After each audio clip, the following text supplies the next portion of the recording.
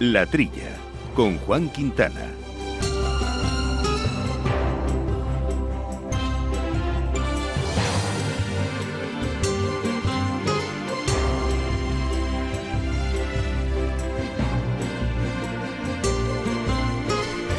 Muy buenos días, gente del campo, y buenos días, amigos del campo y de sus gentes. Bienvenidos otra semanita aquí a este espacio de agricultura y de alimentación y de ganadería y de tantas cosas que nos gustan y que hacemos con Jorge Zumeta, mando los controles técnicos, y yo más Segales aquí, compañero. Muy buenos días a todos. Y Jesús Moreno, que también tenemos aquí ya al teléfono. Jesús, ¿cómo estamos? Hombre, estoy estupendamente. Bueno, pues venga, vamos a tratar de temas de interés. Por ejemplo, vamos a charlar con un compañero habitual de programa, con Eduardo Moyano, el doctor Eduardo Moyano, sobre el informe Strohschneider y, en fin, que en el fondo nos está diciendo cuál es el resultado del diálogo estratégico que viene para la comisión entrante. Además, otros informes que han ido en paralelo que nos pueden dar unas pistas de hacia dónde nos dirigimos en la gestión de la política europea y en particular de la agraria. Con este especialista profundizaremos en esta cuestión y también hablaremos de vino, de un informe que posiciona a España, como siempre en este caso, en un gran productor de vino comparado con otros países, en concreto un informe que ha publicado Copacogeca, y charlaremos con Joaquín Vizcaíno, responsable del sector vinícola, sobre esto, lo que aquí se Son buenas noticias, plantea. ¿sí? Por Somos ejemplo, los principales exportadores. Hemos crecido más del doble de lo que crece Italia, sí, por ejemplo. Y luego nuestra España medio llena, como siempre, con compañero y amigo Pablo Maderuelo, que va a entrevistar a Roberto Sainz, un investigador del IMIDRA, del Instituto Madrileño de Investigación Agraria, y ha visitado una finca experimental precisamente que tienen en Aranjuez, potencial del garbanzo y las leguminosas de cara al futuro, en concreto en esta zona. Esos y otros temas de actualidad en los que vamos a ir entrando poco a poco a lo largo del programa, así que, sin más, vamos a ello.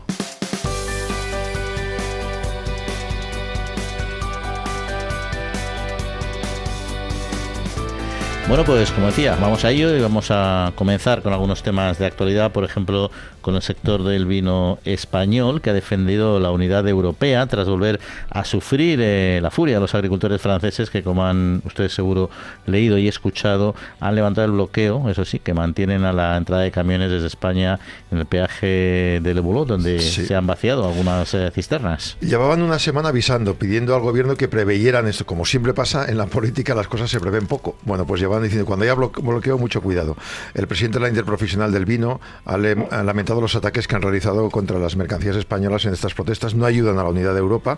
La Europa se creó, la Unión, después de 2 guerras mundiales, y hay que mantener el jardín y evitar que entre la mala hierba. Actitudes de los agricultores franceses que no están ayudando.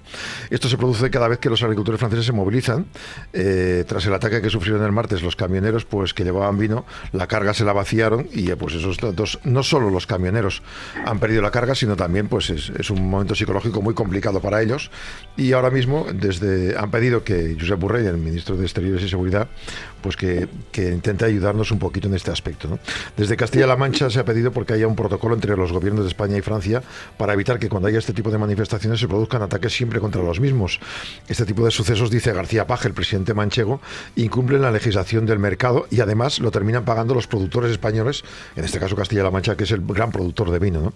Según los cálculos, pueden contar con unas 3.500 personas y 10 asociaciones del sector primario para trámites de gestión de todos estos aspectos y para poder evitar que se produzcan estos problemas.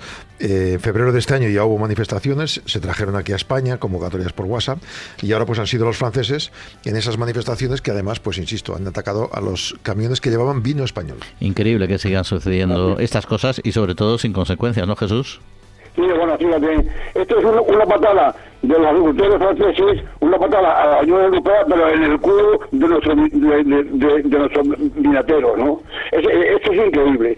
Qué poca fuerza tiene España, Europa, no tiene nada. El amigo García Paje, claro, como le ha tocado en su propia autonomía, que son unos camiones de Campo Cristana, pues no ha habido más remedio que se ha ido a la reunión de regiones. Lo que tiene que hacer es hablar con su presidente y decirle que hable con la familia, la banda de leyes, y que pongan medios a estos problemas. Porque yo no soy partidario del diente ojo por ojo y diente por diente, pero aquí entran muchas cosas de Francia, patatas, no sé, bueno, sin ciudad de cosas entran aquí. Y aquí como tontos, Vamos, esto es una cosa increíble. Y además, recurrente, que es que esto de antiguo. Estos tíos, para ellos lo más fácil es plantarse con la anuencia de la gendarmería, que no hace nada, plantarse en una carretera y abrir un grifo. Eso es lo más fácil del mundo.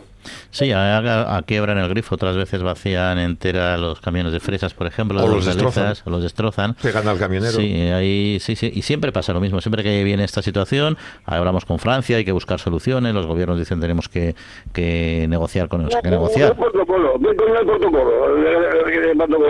Si no pudieron poner multa allí, no dieron caso en la gendarmería, hubo que ponerla en Cataluña a los mozos de escuadra. Oye, y a todo esto, el presidente del COPA, que es la federación francesa más importante que hay, un tal Maximiliano Gian Sansanti, que debe ser claro, italiano. Yo soy un tío que comprende la postura de los agricultores franceses.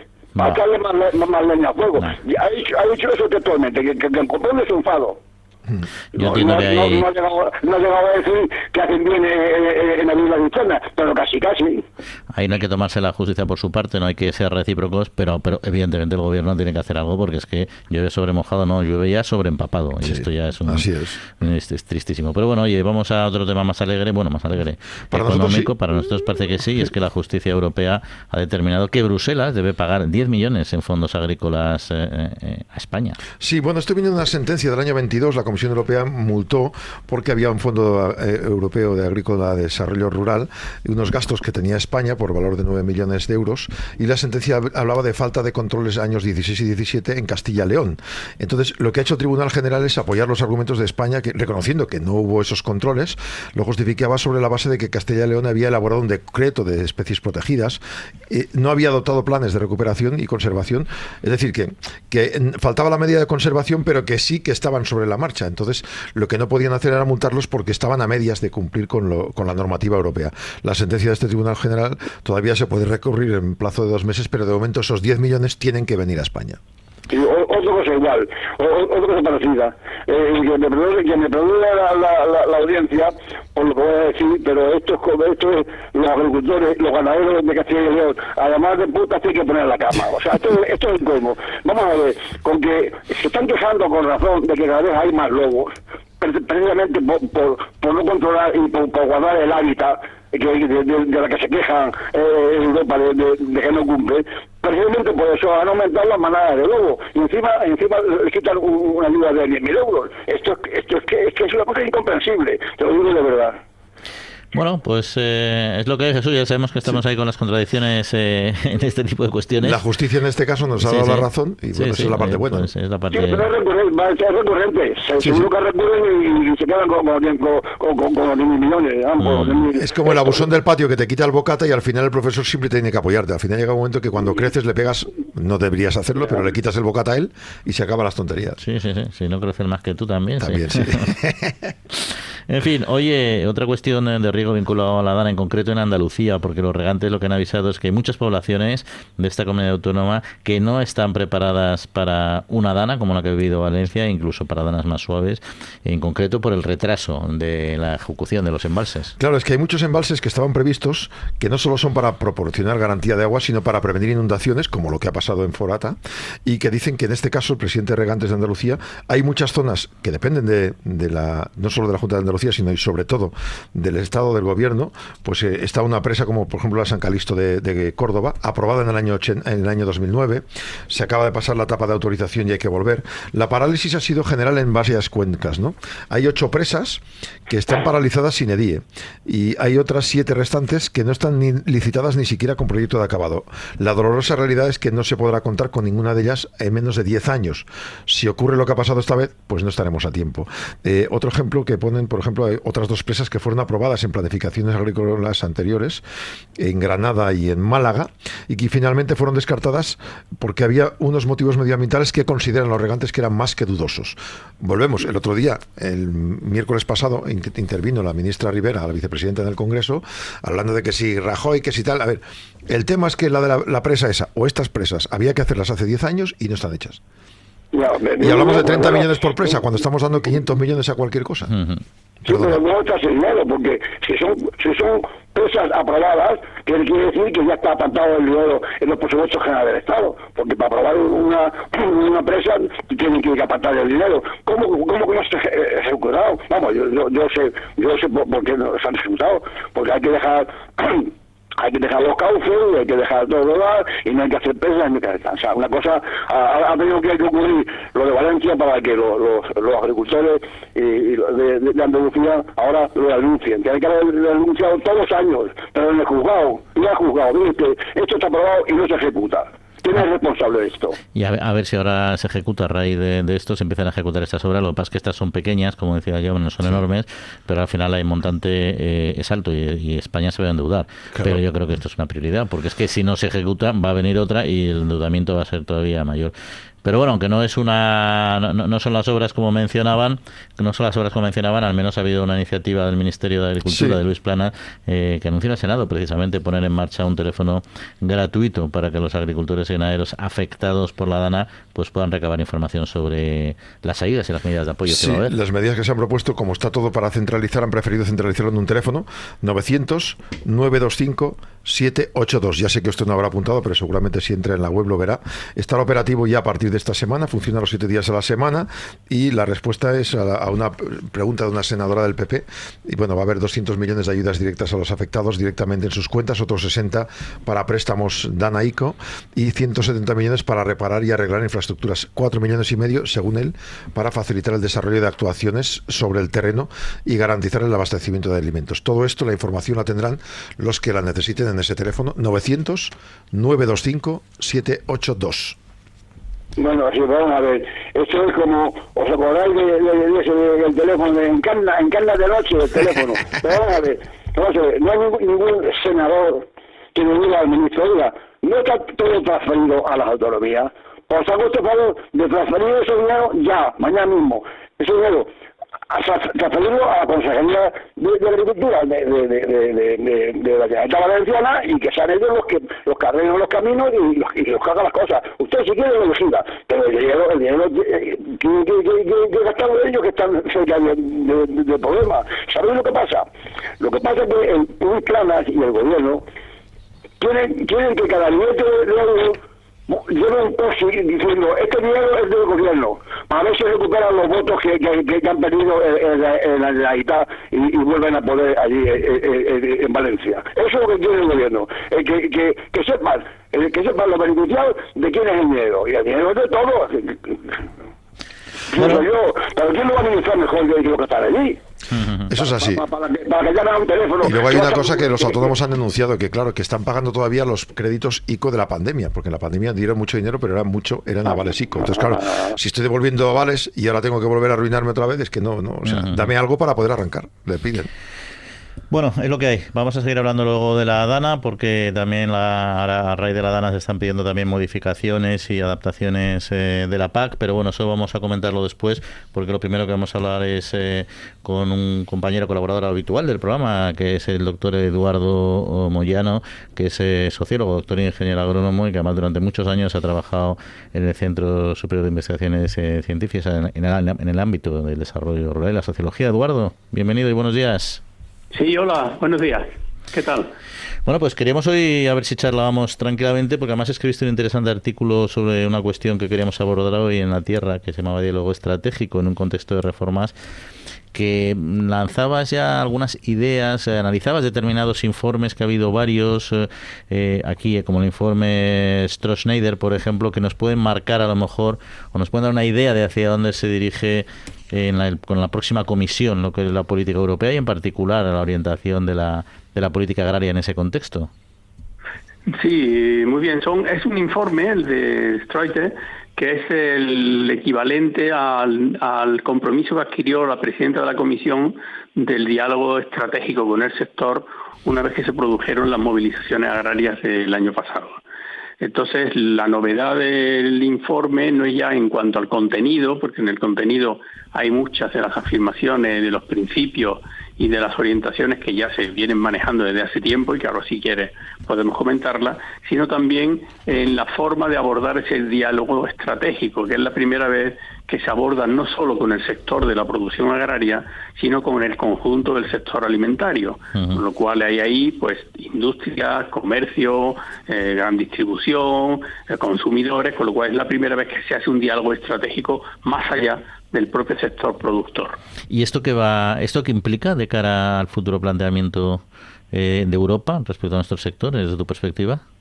Pues a mí me da la impresión, primero, hay que valorar lo que significa el informe. El informe no es todavía un documento aprobado por la Comisión, sino que es un informe de expertos, como otros informes que le ha llegado a la Comisión, y que la Comisión tendrá que fijar una serie de posiciones respecto a la futura reforma de la PAC, que empezará seguramente el año que viene, y este informe es uno más de los otros que le llega a la Comisión.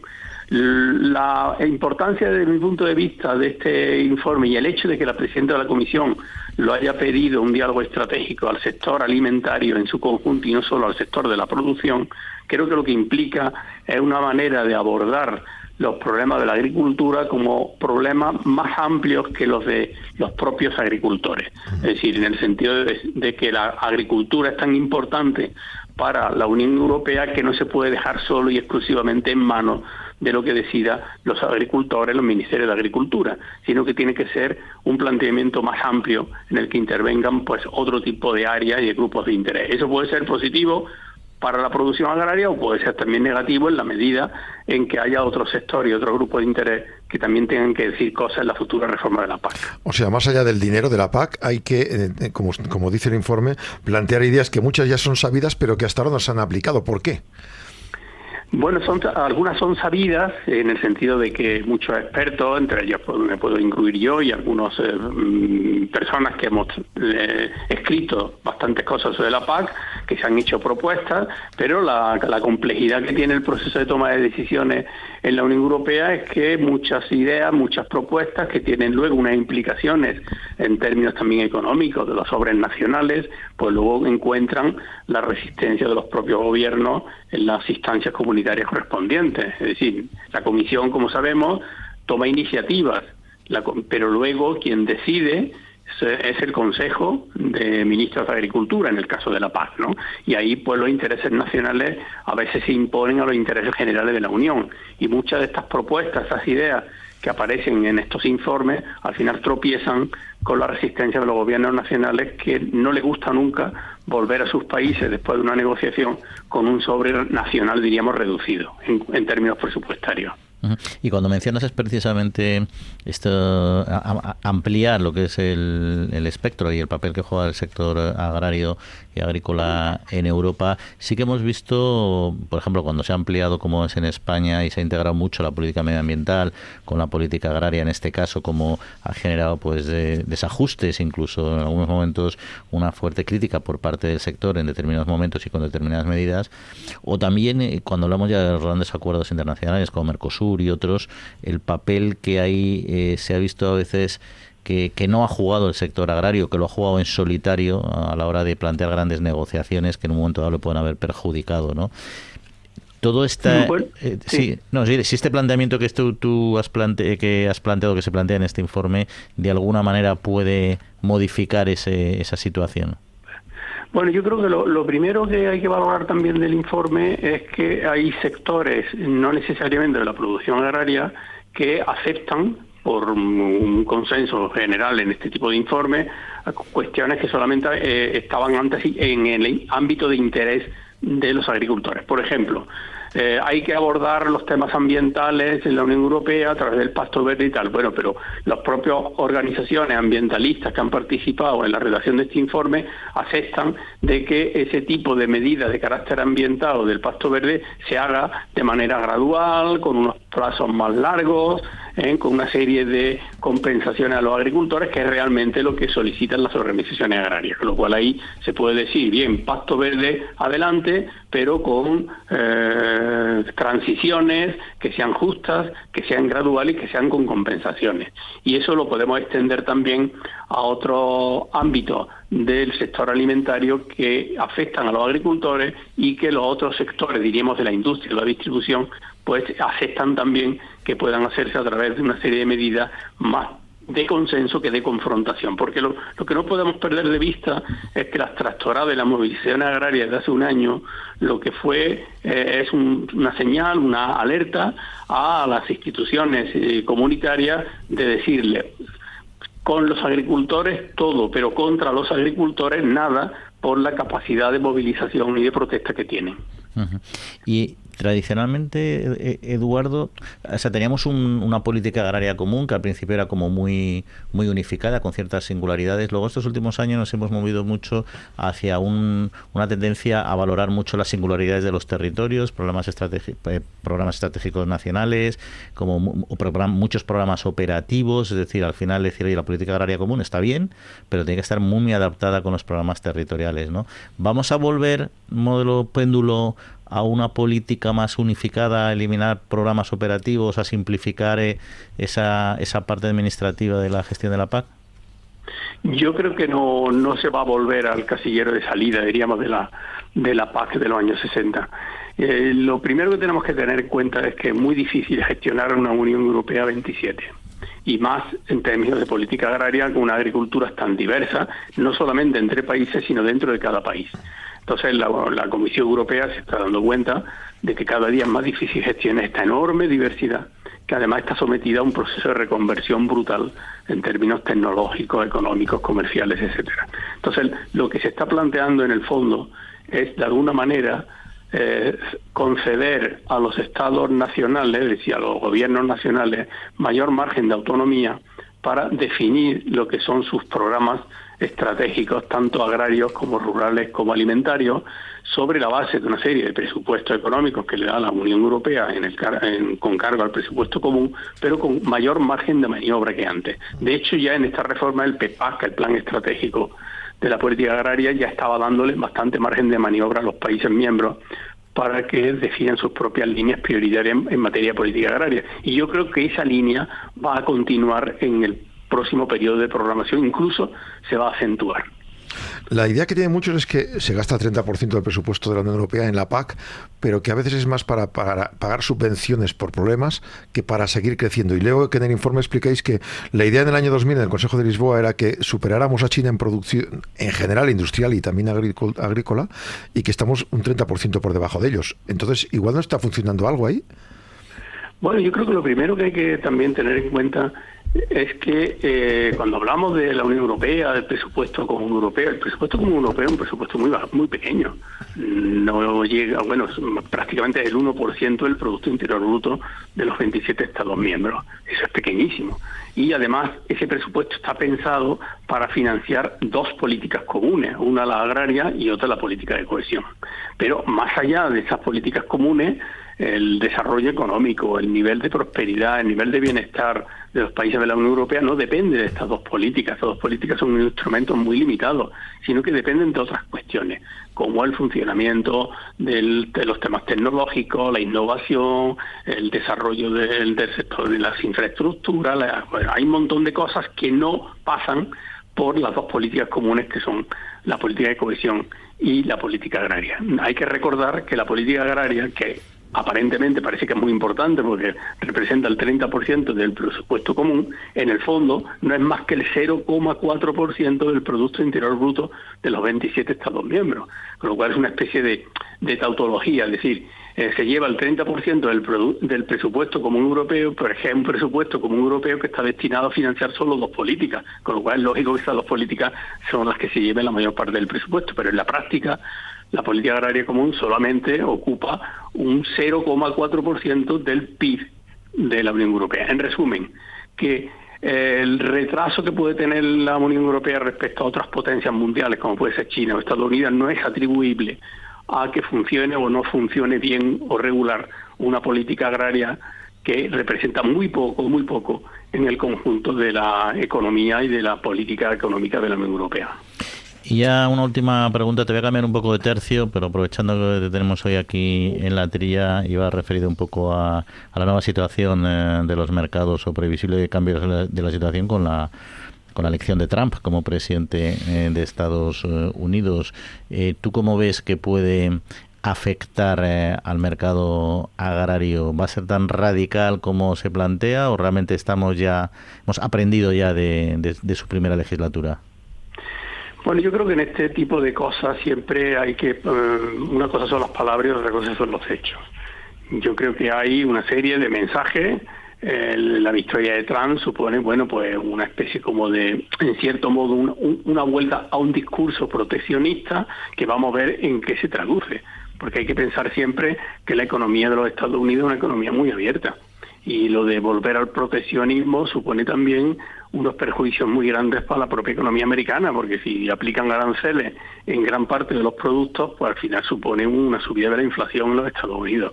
Con lo cual me da la impresión de que va a ocurrir más un tema de aranceles en determinados productos muy concretos y en función de algunas confrontaciones muy específicas con la Unión Europea, como se produjo hace unos años con el tema del Airbus o algunas cuestiones muy, muy, muy puntuales. Pero no entiendo yo que se vaya a producir una llegada de una política proteccionista generalizada en los Estados Unidos que afecta a todo el conjunto de la economía y de la agricultura europea. Yo creo que va a ser más aranceles puntuales y en el marco de confrontaciones muy específicas, pero eso forma parte de las guerras comerciales habituales que se han dado a nivel internacional durante siempre.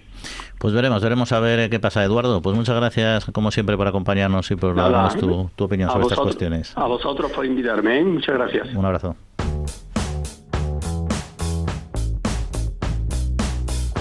La Trilla, con Juan Quintana, Capital Radio. Oye, Jesús, Jaume, pues si queréis cerramos un tema que teníamos antes en el boletín anterior, que era en concreto lo que comentábamos de la petición de las organizaciones profesionales agrarias de un pilar especial de la PAC ante riesgos como el de la Dana, claro. Claro, estábamos hablando de esto ahora mismo. Claro, si hay tan poco dinero, pues la verdad es que es complicado, pero el presidente de del Comité de Organizaciones Agrarias, COPA, el italiano Giansanti, ha pedido ese pilar de la política agraria común para proteger al campo frente a catástrofes como la Dana, pero más que nada para prevención también. Este tercer pilar sería dedicado a la gestión de riesgos. Hay un descontento de los agricultores franceses que se están manifestando contra el acuerdo del Mercosur y han resaltado la revisión de la PAC, negociaciones presupuestarias, poniendo el acento en el cambio climático. Es increíble lo que ha pasado en Valencia, lo mismo que pasó en Emilia-Romagna, por ejemplo, en Italia. La PAC no tiene ni un céntimo para financiar seguros agrarios a escala de la Unión Europea, mientras que Estados Unidos un 25% de las ayudas al campo son de su legislación agrícola. La reserva de crisis de la PAC son 500 millones anuales, muy escasa para tantos desafíos. Han pedido precisamente pues que haya otras opciones, ¿no?, como usar ecoregímenes que priman medidas a favor del medio ambiente para la gestión de riesgos, redirigir programas de desarrollo rural, promover investigación científica. La PAC abarca, como decíamos ahora mismo, el 30% del presupuesto, pero solo el 0,4% del PIB de todos los 27 países, como hemos comentado ahora mismo. Sí, bueno, por eso digo, vamos a ver, claro, tiene mala prensa. Yo luego aplaudo esta creación de este tercer pilar, porque como tú has dicho, Jaume, 500 millones que hay para momentos de crisis, llámese del vino y demás, para investigaciones y cosas de esas. Eso no es nada.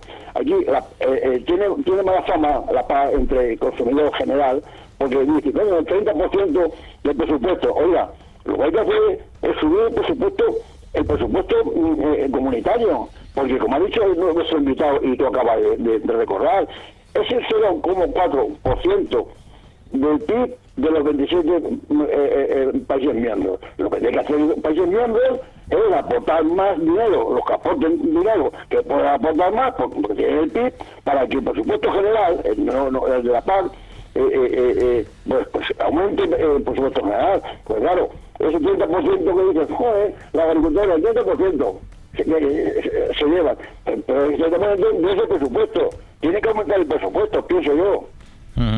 Bueno, la verdad es que al final Es complicado porque si realmente montas una... O sea, la PAC en sí es muy complicada y yo creo que esto que se plantea tiene sentido, pero yo creo que la Comisión lo que va a decir, mira, hay otros canales que ya están habilitados y no vamos a centralizar todo en este tema, sino en ideas generales para catástrofes en las que también puede estar incluida la agricultura, ¿no?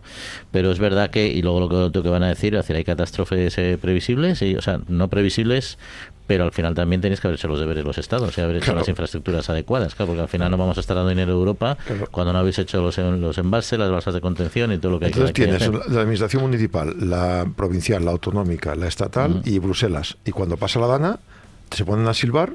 Pues mira, entonces en vez de criticar al presidente de la Comunidad Valenciana del Gobierno, criticaríamos al de la Comisión. Claro, es lo que te quiero decir. Oye, O sea, al final habrá que ponerse de acuerdo en quién hace cada cosa, ¿no? Y que se pague. Oye, ¿y qué opináis, cambiando de tema, de las posibilidades que tiene COAG de que se suspenda, bueno, COAG no, de la petición de COAG al Congreso de que suspendan inmediatamente, además sin ningún tipo de periodo de gracia, el acuerdo de libre comercio entre la Unión Europea y Marruecos tras la sentencia que ha habido? Es que hay una sentencia del Tribunal Europeo que dice que están violando el derecho internacional, vulneran los principios de autodeterminación y efecto relativo de los tratados. Hay que ampliar las preferencias arancelarias contenidas en las normas. Se permite, en ese acuerdo de medidas de liberalización, que Marruecos mantenga un periodo de 12 meses después de la sentencia, pues el mismo estatus, pero claro, al final lo que pide COAC es que el gobierno español se posicione a favor de los productores agrarios, que son los más perjudicados, y que cumplan la sentencia. Y aunque sea Marruecos y sea muy amigo de España, si hay que cumplirla, que se cumpla. Pero bueno, vamos a ver, como decía, de aquellas lluvias vienen estos lobos. El personaje que tenemos enfrente el Mohamed es un hábil, pero claro, yo digo porque, vamos a ver, el asunto es que lo que producen en el Sahara, que nuestro presidente le dijo a Mohamed, el Sahara es tuyo, y ahora ahí lo que allí se produce aparece en Europa como si fuera de Marruecos en vez de Sahara. Y el tío tiene montado un megalópolis del tomate en Narnia, que es el que manda en el mundo del tomate. Como luego no hay control de la cantidad que tiene que entrar, que entra el doble de triple de lo que está probado que entre, pues así están las cosas. O sea que todo nace de haber regalado el Sahara a Marruecos. Bueno, de todos modos, al margen de la cuestión del Sáhara, que pues es compleja, ¿no? Lo que sí que es cierto es que esta sentencia al menos es un punto de atención para que se vea que realmente los acuerdos con Marruecos hay que cuidarlos. Y entra dentro de lo que hablábamos antes con Eduardo, esos grandes acuerdos comerciales donde la agricultura al final es una pequeña parte y queda en números muchas veces perjudicada, ¿no? A veces son intercambios, es decir, vamos a cambiar esto, bueno, pues te cambio un cromo, y casi siempre paga el menos poderoso, te cambio un cromo para seguir mejorando en otra negociación, ¿no? Y en este aspecto, al final, ¿quién palma la agricultura? Y luego tener en cuenta que muchas de las producciones marroquíes están hechas por empresas españolas, o sea que se ha ido mucho empresario español a producir productos hortícolas, por ejemplo, que están allí, sí, que son intereses españoles, claro. Pero bueno, vamos a cambiar de tercio, que tenemos el vino esperando, que parece que vamos bien. Vamos a profundizar en un instante.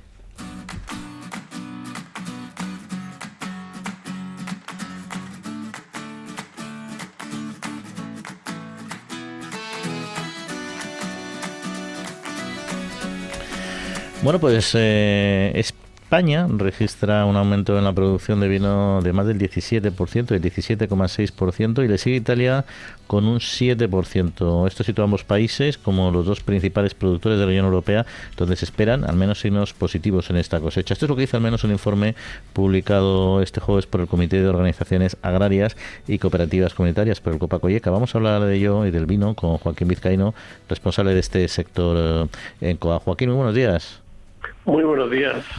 Bueno, si España está liderando el crecimiento, el aumento de la producción de vino en la Unión Europea en 2024, desde su perspectiva, su opinión, ¿cuáles son los factores clave que están llevándonos a este crecimiento?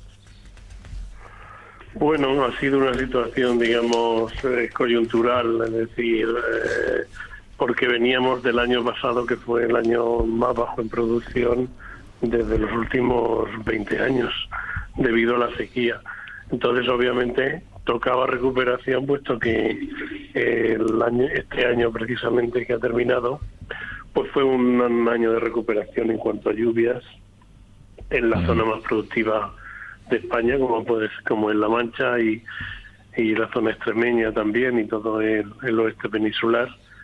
Y eso ha hecho que hayamos vuelto, todavía estamos por debajo de la media productiva de los últimos 10 años, pero aún así se ha recuperado con mucho la producción. Uh-huh.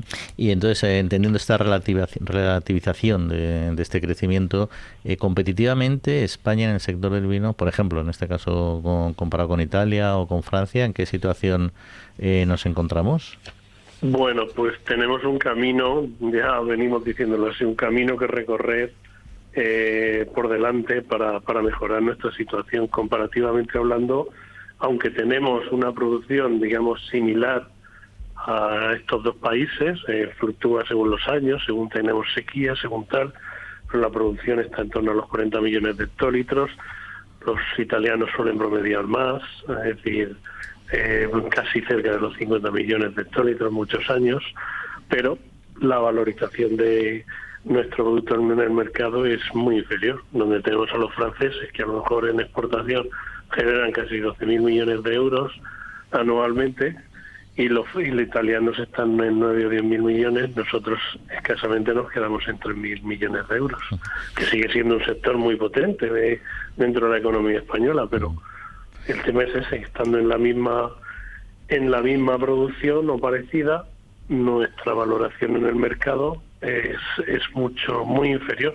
Entonces tenemos un camino a recorrer para valorizar nuestro producto y que se valorice al menos de un modo similar a nuestros competidores europeos. ¿Por qué es esto? Porque la mayor parte de nuestra producción se exporta a granel y no se vende embotellado, con lo cual no generamos valor añadido, generamos valor añadido inferior al vender mucha producción en granel. Más allá del valor añadido, Francia, tengo entendido que el año pasado fue el primer productor y ha caído un 22%. Es decir, que en este caso lo que gana uno lo pierde el otro por factores externos, ¿no?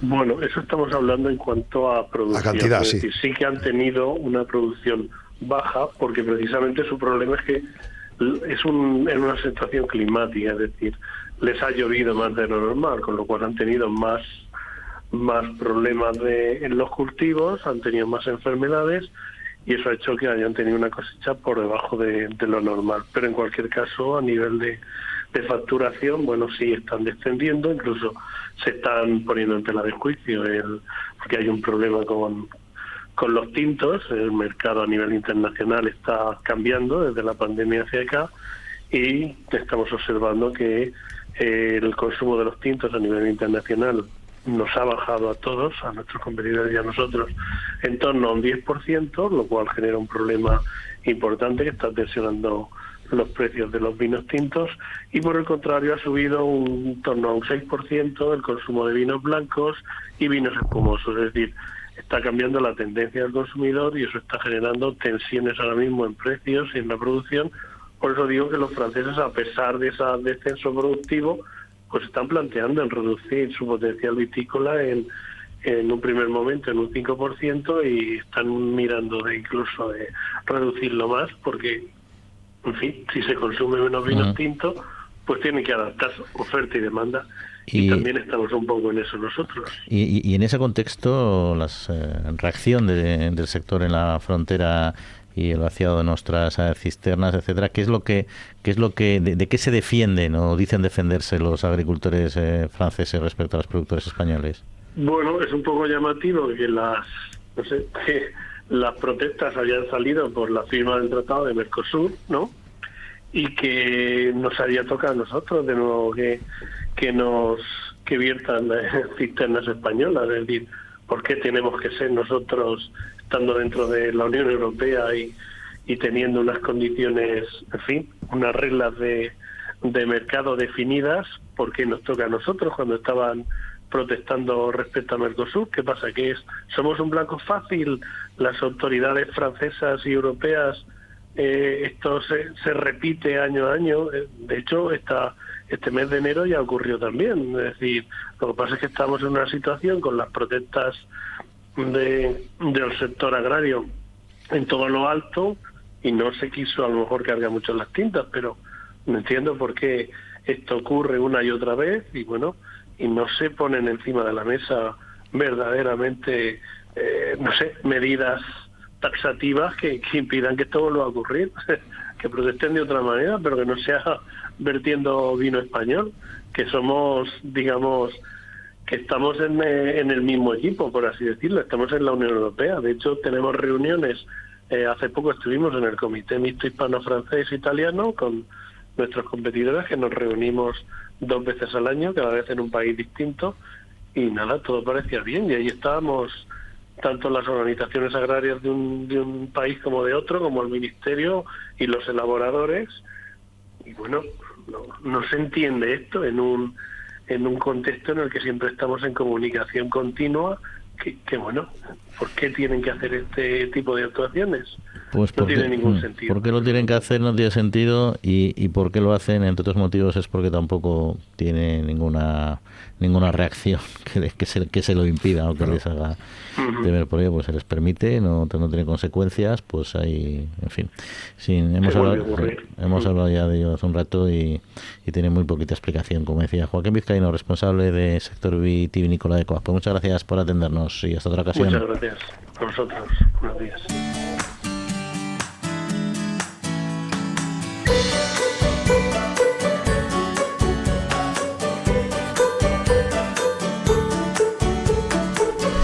Bueno, Jesús, ¿qué te parece? Tú que eres experto en vino, entre otras cuestiones, lo que nos ha comentado nuestro invitado y la situación.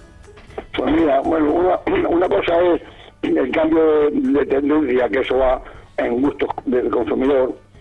No sé por qué se ha debido, en el fondo, como vinos más ligeros, o vinos más que se imponen a los blancos en vez de los tintos. Ese es un problema. Y otro es el nuestro, de los excedentes. Y dice nuestro invitado que de 12.000 millones que le supone a Francia las exportaciones, nosotros 3.000 millones. Los agricultores franceses que se quejan debían de quejarse a los industriales franceses, que no les importa que haya poca cosecha, se llevan vino de aquí y siguen vendiendo para esos 12.000 euros de ingreso. Ese es el quid de la cuestión. No sé qué tenemos que hacer, no sé si sea difícil, qué hacer para ocupar esos sitios. Vamos, es que 12.000 millones factura Francia de vino al exterior y 9.000 Italia. Nosotros nos quedamos en 3.000. ¿Qué pasa aquí? ¿Cómo se puede arreglar esto? Hay que hacer en el extranjero más no sé, ¿cómo hay que copiar a estos italianos y a estos franceses? ¿Habrá alguna manera de acuerdos internacionales? El tema es que, claro, Francia están voluntariamente arrancando viñedos para reducir la producción y encarecer su producto, o sea, mantenerlo para que no caiga. Imagino que les enfada que entre el producto de España más barato. Claro, cae más barato, porque como dice Jesús, al final no somos capaces de venderlo, y nuestro invitado, no somos capaces de venderlo a un precio alto, o sea, sacarle valor añadido, pues claro, lo metemos en el mercado a precio muy barato, que luego lo pueden utilizar pues otras empresas para lo que sea, ¿no? Pero al final les mete ese producto muy barato en el mercado. Y eso es un... Se van a hacer acuerdos internacionales, ahora que está de moda China, pues y por allí convencer a los gobiernos de que el vino nuestro, vamos, no quiero convencerle, es realmente igual, vamos, el vino nuestro está generalmente por encima del italiano. Vamos, en Italia no hay vinos de calidad como tenemos aquí, tanta cantidad como La Rioja, blancos y tintos, vamos, y sin embargo factura más en exportación. ¿Cómo hay que hacerlo? Hablar con los expertos en exportación o los expertos en exteriores, si el Departamento de Exteriores del Ministerio de Comercio, este organismo que se encarga un poco del asunto de las exportaciones, a ver qué se les ocurre, cómo se aporta esto a través de las embajadas, qué hay que hacer para que se reconozca nuestro vino como se reconoce al de Italia y al de Francia. Hombre, lo que pasa es que yo creo que el vino de Italia y Francia, nos guste o no nos guste, como dices tú, tiene mucha más cuota de mercado porque está más reconocido, y España podría aumentar ese espacio, aumentar su cuota y su calidad si se abriera más mercado, es decir, si hubiera nuevos consumidores por los que hubiera que competir. Pero es verdad que los que ya tienen asimilado y asumido que el vino francés y el italiano son los que quieren consumir, es muy difícil sacarles y meterles en el vino español. Y como por otro lado el consumo del vino no está incrementando, sino que se está reduciendo, al final somos los mismos peleando por un mercado más pequeño y con dos pesos pesados que tienen agarrado por el cuello el mercado y no lo sueltan ni a tiros. Unos pesos pesados, Juan, que están empleados, es decir, ¿qué para ponerme yo? O sea, ellos están en contra de que España exporte y de que España sea reconocida. Hombre, claro, Y se quiere decir por ahí en el mundo entero que es mejor el vino de ellos, pues lo dicen tranquilamente. Algo hay que hacer aquí a nivel internacional, de verdad, porque es que clama al cielo que se exporte, la gran parte de la exportación sea a granel. Pero no va a ser vino. Ese vino se vende a granel, ese vino se embotella en el vino. Está claro, está claro. En fin, oye, vamos a otro temilla que es el de los cereales en concreto, porque los agricultores resaltan el impacto de la guerra de Ucrania. Ucrania se mantiene, de hecho, como primer proveedor de cereales de España, pero están cayendo los precios cuando ya se cumplen 1000 días del conflicto.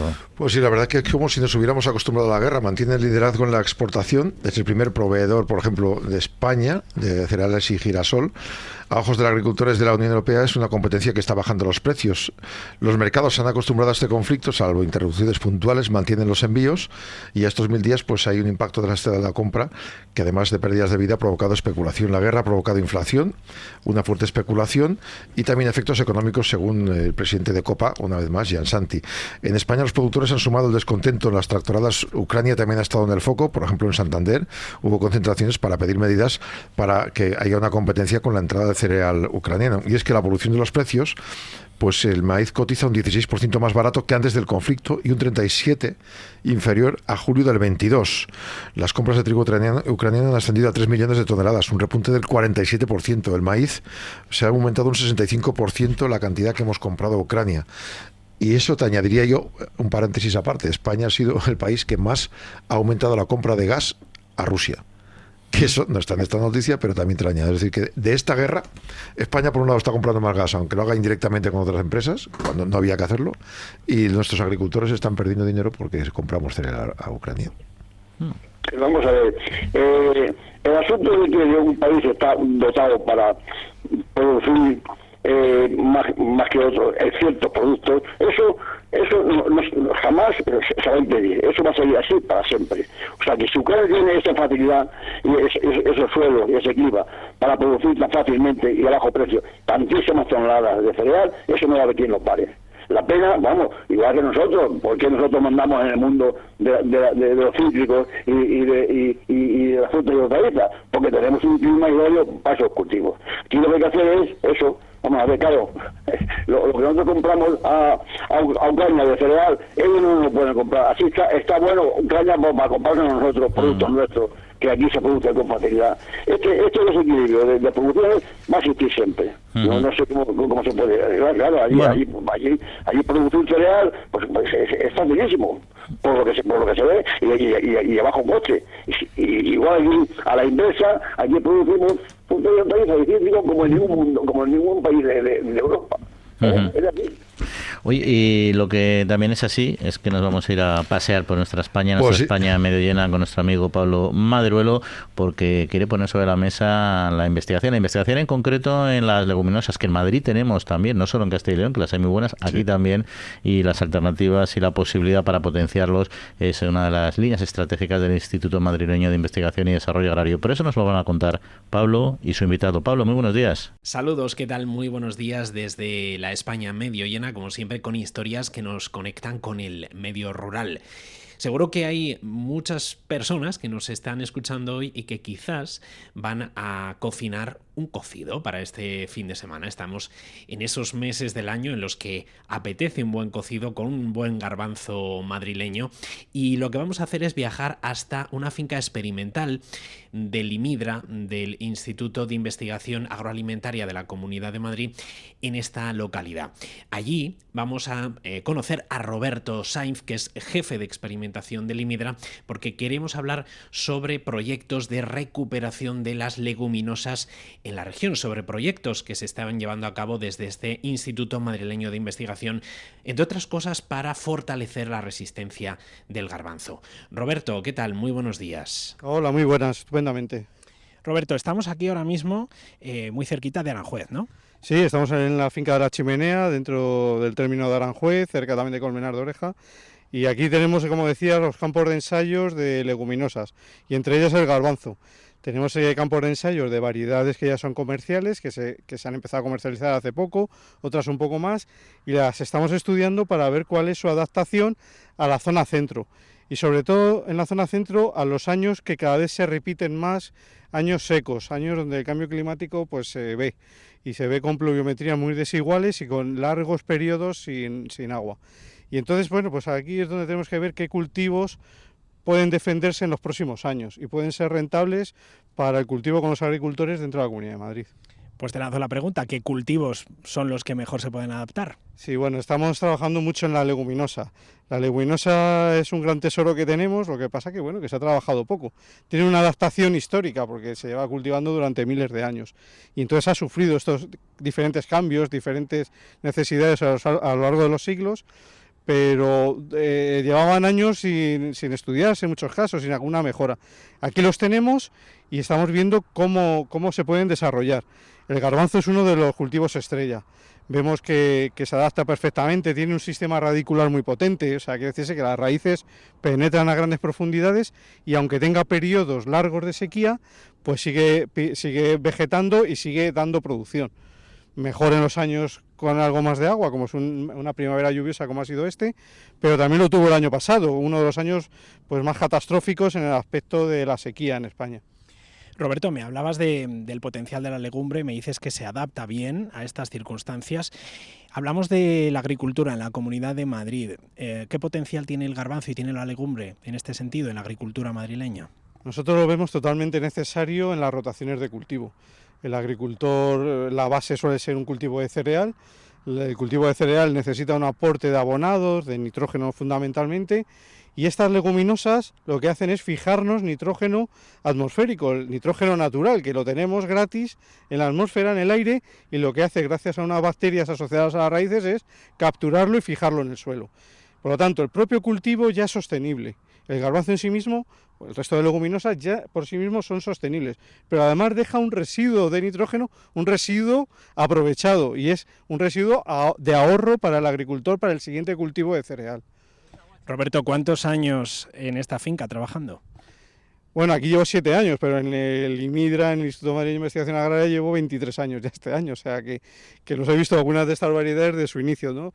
Aquí nosotros hicimos un trabajo muy importante de los años 80 a los años 90 de obtención de nuevas variedades de garbanzo. Estos son los que vemos ya en el mercado y el agricultor cultiva de forma muy extensiva, como es el garbanzo Amelia, Eulalia, ahora ya Carmen y Lola. Pues estos proceden de los trabajos que hicieron compañeros pues hace 25 o 30 años, ¿no? Yo me incorporé ya un poco ya al final de este trabajo, cuando ya se habían obtenido, pero son muy valiosos porque tenemos garbanzos que se defienden muy bien de los problemas de hongos, o sea, de las lluvias otoñales se defienden muy bien. Y luego tiene una gran adaptación, las hemos obtenido en la zona centro, se obtuvieron en la finca nuestra de Alcalá de Henares, en el Encín, y están totalmente adaptados al cultivo de secano de la Comunidad de Madrid, que es extensible más allá, en las Castillas, en Castilla y León y en Castilla-La Mancha. Roberto, ¿un investigador del IMIDRA cuando llega a casa tiene un huerto en casa y sigue investigando o no? En mi caso sí, es obligatorio. Yo, bueno, cursos de formación que doy bastante a menudo y tal, y siempre digo, pon un huerto en tu vida. Bueno, es necesario, o sea, necesitas ese espacio. Y además no dejan de ser espacios de experimentación también, ¿eh? Aunque lo estés haciendo en casa o con un amigo, se sigue trabajando y se sigue observando. Al final es un tema de observación y de no dejar, no hay 2 años iguales, es estar muy pendientes y una observación muy pormenorizada. Y la última, cuando alguien experimenta con garbanzos, ¿qué variedad utiliza cuando hace el cocido en casa? Bueno, eso ya es gusto, eso es el gusto de cada uno. ¿Sabes? El garbanzo más tradicional de toda la vida sí era el garbanzo castellano, garbanzos lechosos, pero cada vez más tenemos este garbanzo más tipo pedrosillano, ¿no? Es un tipo, pedrosillano no es una variedad, es un tipo de garbanzo y cada vez los tenemos más, son estos garbanzos más chiquititos, pero que producen muy bien y tienen esa mejora de ser más productivos para el agricultor. Entonces cada vez lo vamos a tener, pero a mí me parecen riquísimos. En la cocina y en la alta cocina pues lo están apreciando mucho, ¿no? Estamos colaborando con ellos, no dejan esa piel en el cocido, no dejan estas cosas y a mí me apetece también tener este tipo de garbanzo, pero eso ya va al gusto. Roberto, muchísimas gracias por todo lo que nos has contado, por acercarnos un poquito más al mundo del garbanzo, y seguro que tenemos oportunidad de hablar en otra ocasión, no solo sobre el garbanzo, sino sobre toda la recuperación y la experimentación que estáis llevando aquí a cabo en el IMIDRA en relación con las leguminosas. Jaume, Juan, nos encontramos como siempre en 7 días aquí en La Trilla con más historias que nos conectan con los pueblos de nuestro país. Que tengáis muy buen fin de semana, y si hacéis un cocido, guardadme un buen tupper. Tenemos que hablar del agua también, sí. Hablando de transparencia también, que lo que te ofrecen los bares y los restaurantes, ¿sabemos lo que es realmente cuando hablamos de agua? El agua. El 90% de los consumidores demanda que se les informe del tipo de agua que se va a servir en un restaurante y cuánto va a pagar por ella, según la encuesta nacional hecha por Metroscopia para el Instituto de Investigación Agua y Salud, que analiza la percepción y preferencias de los consumidores. Muchas veces se genera confusión sobre qué tipo de agua te están ofreciendo en el bar o en el restaurante y si vas a pagar por ella. Y es necesario que se informe y que cada uno decida. Esto lo señala el doctor Luis Gutiérrez Serantes, doctor en Medicina y Cirugía por la Complutense, miembro del Comité Científico del Instituto de Investigación Agua y Salud. Los restaurantes pueden ofrecer al cliente agua mineral natural, agua de grifo en jarra o vaso y agua filtrada en el propio establecimiento, que va en botella de vidrio, a veces con el nombre del restaurante. Bueno, pues hay que especificar qué tipo de agua y si te van a cobrar por ella. 1 de cada 6 consumidores es consciente de que le están sirviendo agua de grifo filtrada y se la están cobrando. 8 de cada 10 declaran que no están dispuestos a pagar por esa agua del grifo filtrada y por tanto les gustaría tener esa información. Sobre las aguas minerales, que cuando te dan la botella crees que es esa, la mineral natural tiene características únicas. Son distintas de las aguas, tanto de grifo como filtradas. Vienen de acuíferos subterráneos, son puras desde el origen, se protegen de la contaminación, bacteriológicamente sanas, no requieren ningún tratamiento químico para el consumo a diferencia de las otras, se envasan a pie de manantial con todas las garantías y la composición en mineral y propiedades saludables permanecen constantes. Hace más de 300 análisis diarios de estos tipos de agua. Por eso que cuando coges un agua tienes que saber si es de una o de otra. Mineral no es lo mismo que el agua del grifo filtrada y por tanto si te van a cobrar por ella. Si estás de acuerdo, lo pagas.